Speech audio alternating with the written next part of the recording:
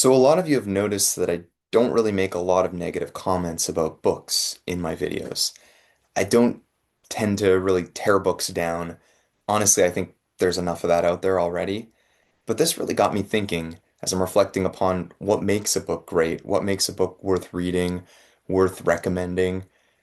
And I kind of reflected upon my philosophy for book recommendations and came to the realization my focus is really on highlighting good books, and specifically not on shouting down the ones that I don't like. And believe it or not, there are some books that, aren't my cup of tea that I don't love. But at the end of the day, I really care a lot more that people are reading than that they're reading exactly what I would choose. And this is for a number of reasons. So in this video, I'm kind of break down all of the main reasons why I think that it's more important to encourage reading than to worry too much about the specific books everybody's reading for the time being. So part one is why reading matters more than the right book.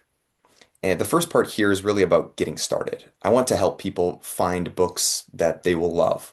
I think that's really the impetus to read. The way to get into reading is to find something you click with. And that's going to be different for different people because humans are just so different. That's my vision, right? And I don't want to be a gatekeeper or somebody who says this is acceptable and this isn't acceptable, even though there are a lot of books that are widely considered must-reads and other books that are generally not so much considered classics. The truth is, I have books personally that I love in both of those categories. But I think the most important thing to me is that people read full stop. I want them to realize no matter who you are, no matter where you are, there is something wonderful and meaningful out there for you to read. And to this end, I really don't want to get caught up in exactly what people are reading before we worry about whether they're reading in the first place. Now, of course, that's not the only criteria. I want people to find books that move them, that change you for the better, books that deal with eternal things, important things, books that I personally love and consider worth reading, books that stay with you. But if you don't get there in the first place if you don't start reading. Now, part two of this is it really comes down to humility. Now, I think a lot of people have very specific taste in the books that they recommend. But when I think about it, I think, a lot of people live life not the way I think they should live it. And I probably live my life in ways that other people don't approve of. So should I force them to do what I would have them do? Should they be able to compel me to do what they perceive is in my best interest? Of course not. I don't think anyone would recommend that from a compulsion perspective. And yet with books, a lot of times we feel more comfortable saying, you should read this book. You shouldn't read this book. This book is amazing. This book is poorly written. This book is wonderful. This book is terrible. And why would I do that with books when my deepest intention here is to encourage reading and to encourage readers and to show readers that, even though their taste might be different than mine, the fact that they're reading is going to make them a better person, regardless. Now, it might not be your taste, but we need to be very careful not to denigrate a book that somebody else loves, because sometimes that book is the reason that they got into reading in the first place. Yes, even with books that we absolutely do not like, books that, you know, we think deserve to be forgotten. My take on this is that many books that deserve to be remembered are forgotten, but basically every single book that's remembered, that's widely read, it has some sort of redeemable quality. There's something in there that makes it memorable. There's some reason why people continue to read it. And I'm really interested in that reason. Now, sometimes that reason might be something, you know, really benign. It might be something not so much to do with the book itself, but to do with the time period in which it was written or, autobiographical details of the author. So it's not always that the book is the best written book, but every book that is widely read, that is, you know, recognized as an important book, there's something in there, in my opinion. Even if it's not my favorite book, even if it's a book that I perceive to be poorly written or not so great, there is something in there. And if somebody else has been able to find that where I haven't, who am I to say that, they're wrong without first seeking to understand, to listen to them, to try to figure out why they feel that book is so important. Part three with this is really about contradictions. This part is just honesty, in my opinion. I could pretend that I only love what critics or what popular opinion essentially says I should love, but the truth, that just it simply isn't true.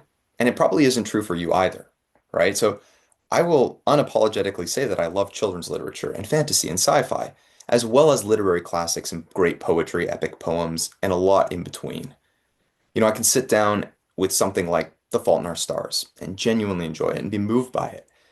And then I can turn around and read Blood Meridian and see that as a very worthy book, not necessarily one that would be enjoyable per se, but one that would be meaningful and moving. I think that unsettles people, because we love categories. We love being able to put, particularly think about genres, how much we think about genres. People love to think about genres. And books that are genre bending sometimes don't land as big an audience. Sometimes people are uncomfortable with them. And that's because we love categories. We love to know what style this is, what box can this fit in. But the truth is, we don't want books that are going to be in boxes. We want books that are going to be uncomfortable, that are going to move us, that are going to force us to think differently, that are going to challenge our most deeply held beliefs. That's why we read, and that also comes to taste. Books that you feel are lowbrow if you love highbrow literature, or that you feel are needlessly stuffy if the type of books that you like are more modern. You can't just reject all of them, right? And um, I think that when we mix these things, when you put the books side by side that seem so different, this challenges our preconceptions. So if I present myself as a highbrow Oxford style literature enthusiast, and then I say I love Stephen King or Harry Potter, it feels incongruous, I think, to a lot of people. But as Walt Whitman said, do I contradict myself? Very well then, I contradict myself. I am large, I contain multitudes. So, if Whitman can say that, I think we all contain multitudes. It's not a flaw. I think it's really one of the things that makes human beings so interesting.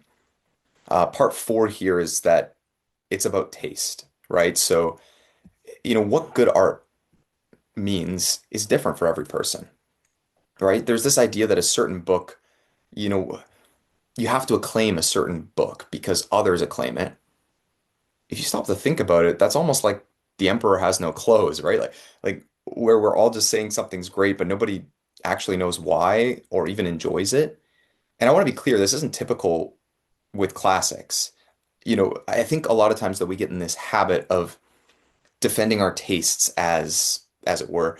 We think that these are the top books. They have to be, the same for everyone. But I think we really need to think for ourselves, and in particular about why novels are amazing.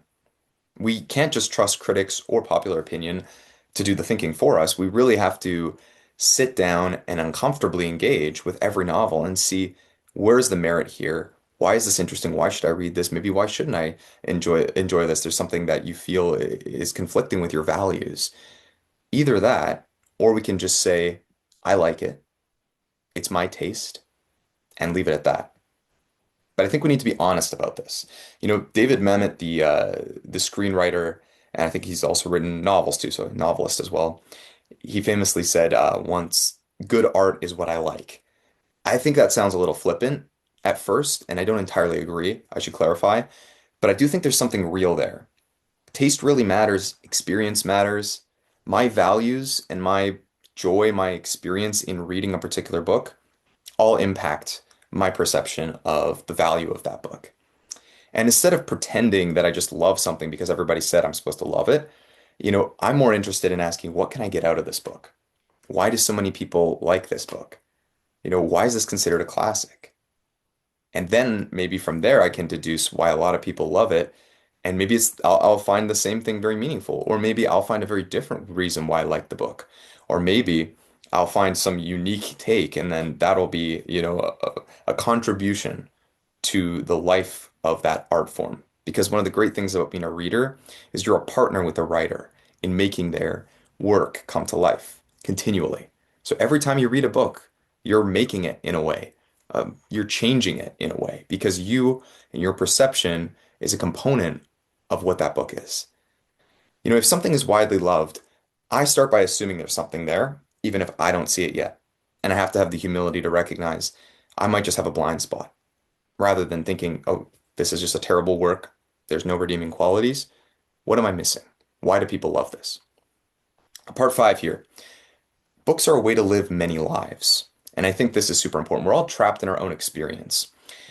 As Whitman said, we contain multitudes, but most of us only live one life, right? Maybe you live a couple, you feel like you live a couple lives because you make a big change at some point in your life. But how many different, like really different experiences can one person have? I think books change that. They change the calculus there. For one example, some people can't afford to travel. Or even if you can travel a lot, if you have the time or the wisdom to inhabit more than a few worldviews within that travel experience, right? Like if you do travel, are you going to the five-star resort? Or are you learning the language? Are you staying long enough? Are you actually understanding how people live? If you go to Mexico as an example, are you just going to go there and go to a beach town and say that you understand Mexico? Are you going to spend time living with various families of different socioeconomic statuses, and then you're going to, go to an indigenous community with no running water or electricity and look at how the government is related to that particular community, and then a different community that has a different relationship with the government and a different experience, and then comparing that and cross-examining that with all these different experiences, a rich real estate developer in Mexico City, a poor peasant in Puebla or whatever, they're all going to be different, right? And if you speak the language, or maybe you need to learn several languages in one country because there's all sorts of dialects and indigenous languages and foreign languages that are subcultures and communities. And then even within that, right? What about the individuals? Even within a community, we're not just members of our community, we're also individuals. So you're not going to, of course, you're not going to do all of that. You just can't. It's not practicable. It's not possible. But with books, we can communicate with some of the most interesting people to have ever lived, people who have experienced things very different from us. And they let us do something extraordinary. They let us live in many more worlds than we ever thought possible. And speaking the English language, it is a huge blessing because we have an immense access to a wonderful literary tradition with all sorts of experiences and great translations from other traditions because English is really a dominant language worldwide. But even in other languages, right? I mean, learning Spanish and reading Don Quixote as opposed to just reading it in English can be a totally different experience. And though I don't speak Russian, I imagine much could be said about Tolstoy and Dostoevsky in the same vein. So you can live different lives, see different perspectives, and inhabit different value systems, not perfectly, but really meaningfully with books. Now, part six here is my approach. The last thing here, I really want to talk about my general philosophy and approach. There are books that I love, some that I liked, and I would say a few that I struggled to find the redeeming qualities that I know must be there based on my perception of works and the human experience. But I don't see my role to look down on books. I'm really not here to tear things apart. My goal is to highlight what's good because I want to excite people, to help people discover reading, rediscover reading, encourage returning to literature. And I want to share my experiences in order to accomplish this, because that's really the biggest tool that I have, right? My experiences as a reader, my experiences as a human, to show how books have impacted my life, and to make the case for why becoming a reader is worth it, why it will help you inhabit these different worlds. It'll show the multitudes that are already within you that you didn't recognize were there.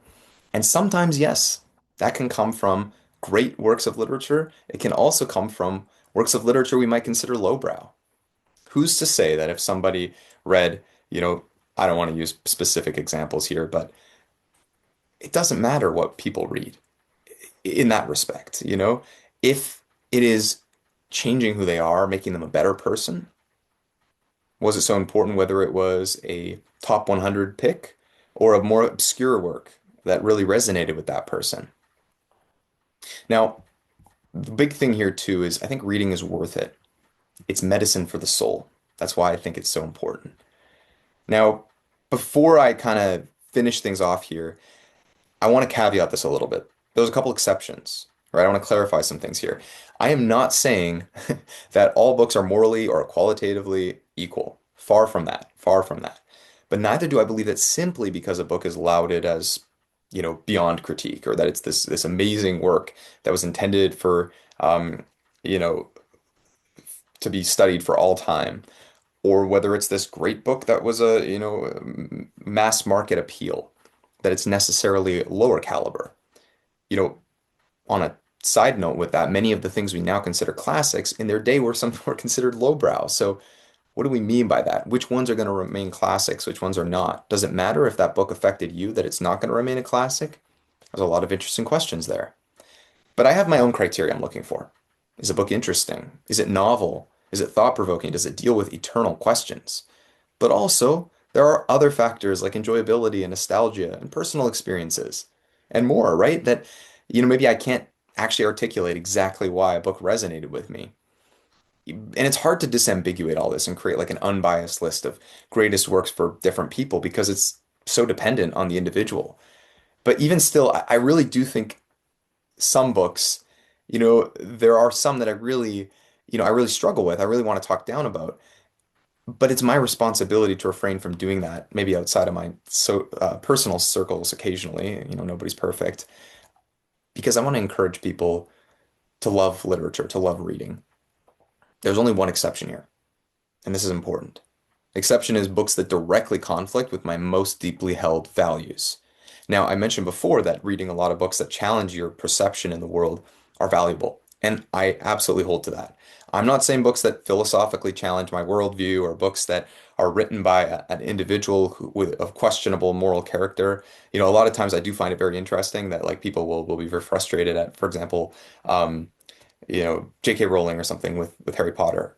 And the same people will say absolutely nothing about T.S. Eliot and his anti-Semitism or something like that. So it's like, I'm not going to not read Eliot just because he happened to have some deplorable values that I absolutely don't agree with, right? So yeah, there's different writers that have different values systems in their individual lives. That doesn't really impact too much my desire or the value that I'm going to get out of reading their works. So from that, they say separate the artist from the art. There's a caveat there though. What are we talking about? Like if I'm talking about, a book that is its intention, the only reason it was written is to encourage like a work of propaganda, to encourage a very malevolent worldview, that would be the exception I'm talking about, right? Books that conflict with that really, deep values that I hold, that I oppose. But I'll be clear about why, right? I'm not going to be dismissive or flippant about it. And I'll be clear that I perceive this book to be a threat. Not that I think it should be banned, not that I think no one should read it. I might even read it myself just to understand evil, to understand on a deeper level what these people that are saying this thing I really disagree with actually believe. Now, usually, many of these books do have some redeeming qualities, and we could focus mostly on the good while caveating what we don't approve of. But there are very few books in this category that I'm talking about as true exceptions.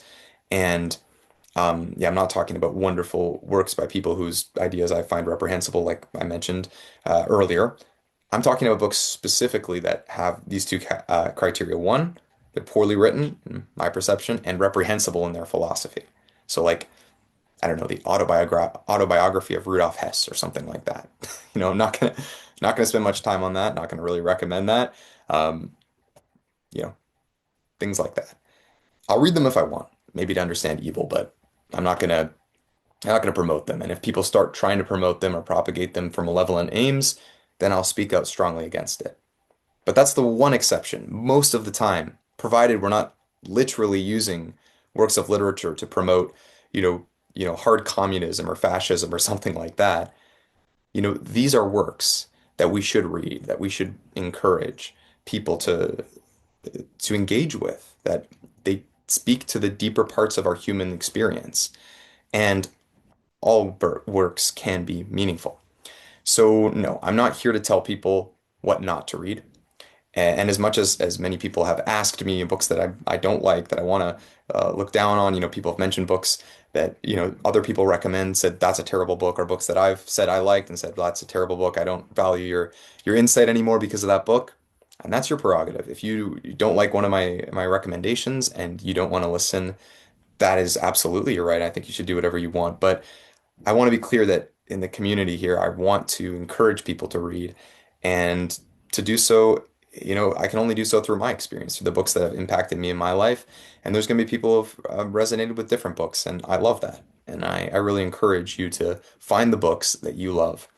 And I'm here to help you. I'm here to help you find something you love because once you find that, I think everything else follows. So I hope you guys enjoyed. I hope that this made a little bit of sense. Might have been a bit of a rambling video in comparison to some of the other ones that I've released recently. I've been reading a lot of comments and I have a lot of suggestions for videos in the future. A lot of people have asked me to make videos comparing different translations, for example, and how do you choose a translation. So that's something I plan to do next week. If you have any other video idea suggestions, put that in the comments down below. I would really appreciate that. Please like and subscribe. It really helps me to continue doing what I'm doing here. It's been a huge blessing to start with this journey here with everyone and get so many comments and a lot of great engagement. So if you're interested in this book community, in great books, in book recommendations, in reading and getting back into reading, I highly encourage you to stick around and to listen to some of the other videos that I've put out there. But for now, that is all. So thank you very much for listening to this video, and God bless.